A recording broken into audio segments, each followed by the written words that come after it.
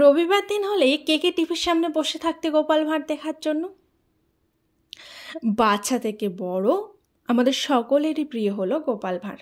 আমি তো সারা সপ্তাহ ওয়েট করে থাকতাম কবে রবিবারটা আসবে আর কবে আমি গোপাল ভাঁড় দেখতে পারবো।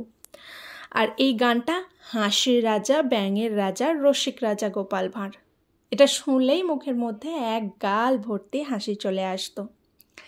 যে লোকটির কাছে ছিল সমস্ত প্রবলেমের সলিউশন, ক্ষণিকের মধ্যে যার মাথায় বুদ্ধি খেলে যেত, যে নিজে কারোর সাথে অন্যায় করতেনও না আর তার সাথে অন্যায় হলেও সহ্য করতেন না। কেন হয়েছিল তার এরকম শেষ পরিণতি? কেন সে কৃষ্ণনগর ছেড়ে চলে গিয়েছিল? আর কেনই বা তাকে দেওয়া হয়েছিল ফাঁসির মতো শাস্তি? সব বলবো আজকের ভিডিওতে। কৃষ্ণনগরের রাজা ছিলেন কৃষ্ণচন্দ্র, আর তারই রাজসভার ভাঁড় ছিলেন গোপাল ভাঁড়। 1757 সালে বাংলা, বিহার, উড়িষ্যা রাজত্ব করছিলেন নবাব সিরাজউদ্দৌলা। সিরাজউদ্দৌলার বিপক্ষে কিন্তু অনেকেই ছিলেন, যেমন ঘোষেটি বেগম, জগৎ শেঠ, মির্জাফর। এনারা প্রত্যেকেই চেয়েছিলেন সিরাজউদ্দৌলাকে সরিয়ে তার সিংহাসনে ওনারা বসবেন, যেটা ওনাদের একার পক্ষে সেই সময় সম্ভব ছিল না। তাই কি করেন, সেই সময় ভারতে ইস্ট ইন্ডিয়া কোম্পানি রাজ করছিল।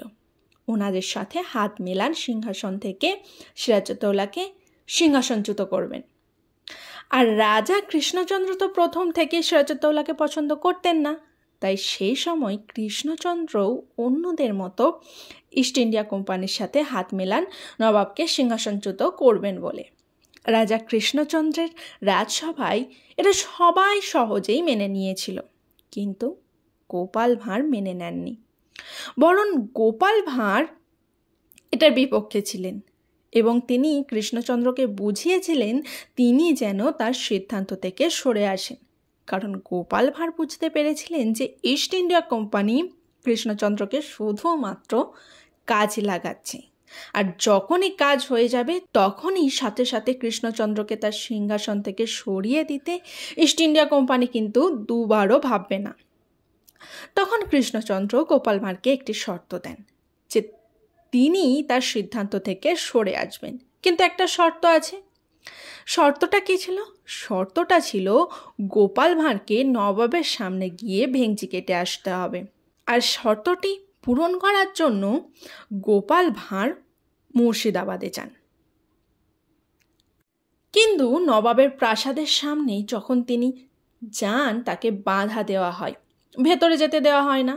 তো গোপাল ভাঁড় ভেতরে যাওয়ার জন্য ফোন দিয়ে আঁটেন। তিনি এক প্রহরীর হাতে কামড় দেন। প্রহরী ভেতরে নিয়ে যায় সিরাজউদ্দৌলার কাছে বিচারের জন্য। নবাব তখন গোপালকে এই অপরাধের জন্য জিজ্ঞাসা করেন যে গোপাল ভাঁড় কেন এটা করেছে। তখন কোনো উত্তরই দেন না।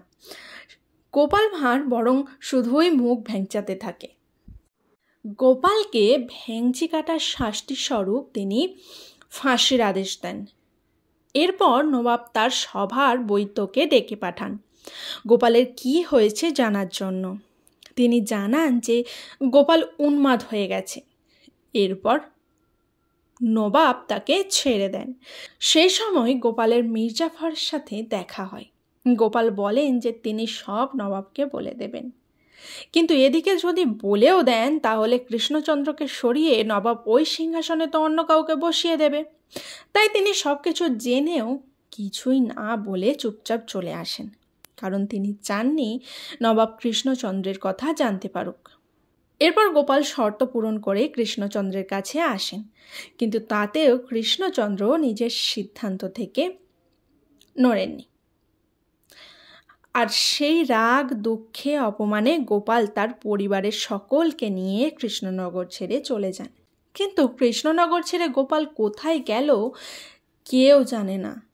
আবার অনেকের মতে গোপাল ভাঁড় নামে আদেও কেউ ছিল কিনা তা নিয়েও সন্দেহ প্রকাশ করেছে, কারণ গোপাল ভাঁড়ের অস্তিত্ব সেভাবে কোনো চিহ্নই পাওয়া যায়নি, শুধুমাত্র একটি মূর্তি ছাড়া।